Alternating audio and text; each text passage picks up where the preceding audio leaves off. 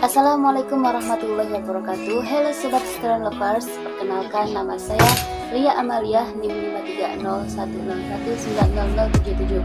Dalam video kali ini saya akan menjelaskan tentang pembaruan Islam di Arab Saudi.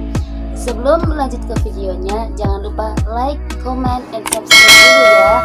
Tonton terus sampai akhir. Happy watching. Baik, pertama saya akan menjelaskan tentang periode modern. Periode modern dalam kajian sejarah Islam disebutkan setelah abad ke-19. Dalam konteks ini, kata modern digunakan sebagai kata sifat yang menunjukkan satu rentangan waktu sebagai kelanjutan dari periode klasik dan periode pertengahan. Maka, ketika disebutkan kata Islam modern, yang dimaksudkan adalah fenomena historis Islam yang terjadi sejak tahun 1800 hingga saat ini. Ringkas kata, sejarah Islam modern ialah sebuah episode sejarah di mana mimpi-mimpi modernitas diupayakan secara kolosal oleh umat Islam dengan harapan mampu merengkuh nilai-nilai modernitas sehingga benar-benar menjadi masyarakat Islam yang modern. Ini adalah sebuah episode yang penuh dinamika menarik, mulai dari tataran perumusan pemikirannya, pilihan-pilihan aksi pengupayaannya, proses-proses negosiasi sosiologisnya, hingga variasi tingkat keberhasilannya. Sebuah periode sejarah tentu saja terbentuk karena adanya perubahan yang serius dan substansif. Para pengkaji sejarah Islam pada umumnya menyarankan 3 periode dimaksud sebagai mewakili masa kemajuan, masa kemerdekaan, dan masa kebangkitan kembali. Jika gerak dinamika naik turunnya sejarah Islam digambarkan dengan sebuah kurva, maka periode modern mewakili garis tanjakan yang kedua.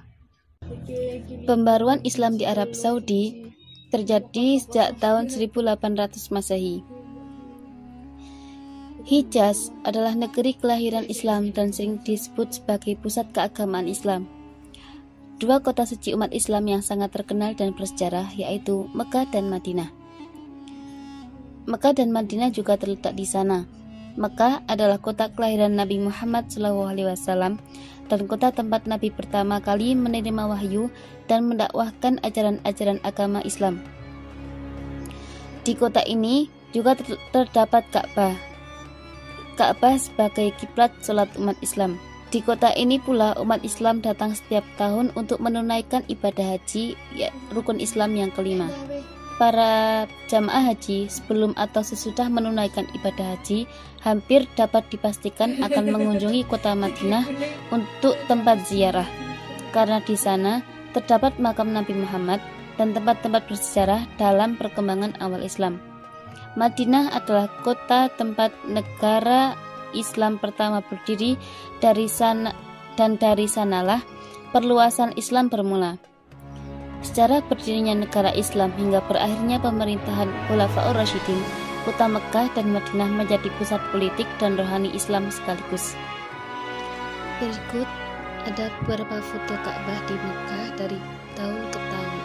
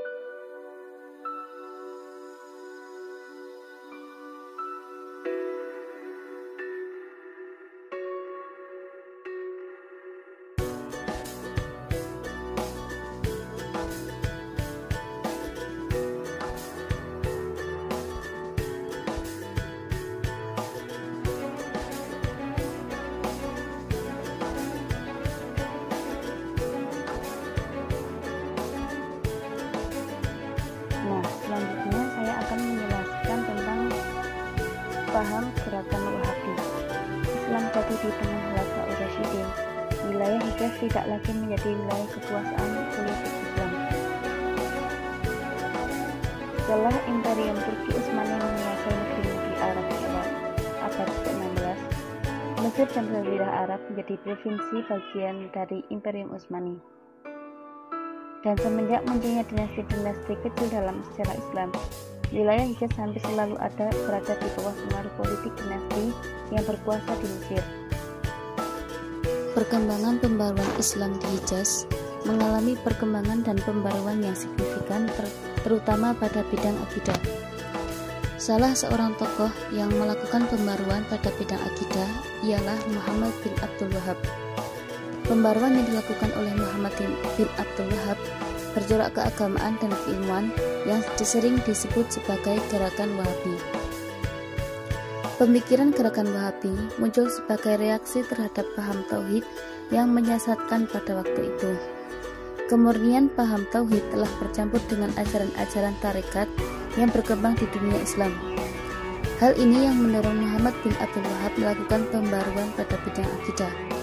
Muhammad bin Abdul Wahab menyuarakan agar umat Islam kembali pada ajaran agama Islam, tauhid yang murni sesuai dengan Al-Quran dan hadis. Muhammad bin Abdul Wahab berpendapat bahwa paham-paham yang menyesatkan tauhid umat Islam harus dihapus dan diberantas. Segala sesuatu yang dipandang sebagai bid'ah, khurafat, dan tahayul juga ditentang oleh gerakan Wahabi. Mereka berpendapat bahwa Al-Quran dan hadis harus dijadikan sebagai pedoman utama dan pertama bagi umat Islam dalam melaksanakan syariat Islam. Dengan demikian, umat Islam akan terbebas dari bid'ah, khurafat, dan tahayul. Gerakan Wahabi mendapat dukungan dari Muhammad bin Su'ud, yaitu seorang kepala yang berkuasa di Najd. Melalui Muhammad bin Su'ud, gerakan Wahabi berkembang pesat di wilayah Hijaz. Perkembangan gerakan Wahabi meluas hingga ke seluruh penjuru dunia Islam seperti Mesir, Turki, India, dan Indonesia. Meluasnya gerakan ini seiring berdirinya kerajaan Saud pada tahun 1902 di Arab Saudi yang dipimpin oleh Abdul Aziz bin Abdurrahman Al-Faisal Al-Saud. Pemikiran pembaruan gerakan Wahabi dikumandangkan dengan mengadakan gerakan dakwah. Melalui gerakan dakwah, mereka menyuarakan agar segala bentuk penyelewengan terhadap ajaran Islam dihentikan. Secara umum, gerakan pembaruan yang dibawa oleh gerakan Wahabi sebagai berikut. 1. Zat yang berhak untuk disembah hanya Allah. Orang yang menyembah selain Allah dinyatakan musyrik. Al-Quran dijadikan sebagai pedoman bagi perilaku hidup dan kehidupan. Ajaran tauhid diajarkan dengan cara yang sederhana. Pelaksanaan ibadah salat, zakat, puasa, dan ibadah lainnya harus dengan teliti dan sebaik-baiknya.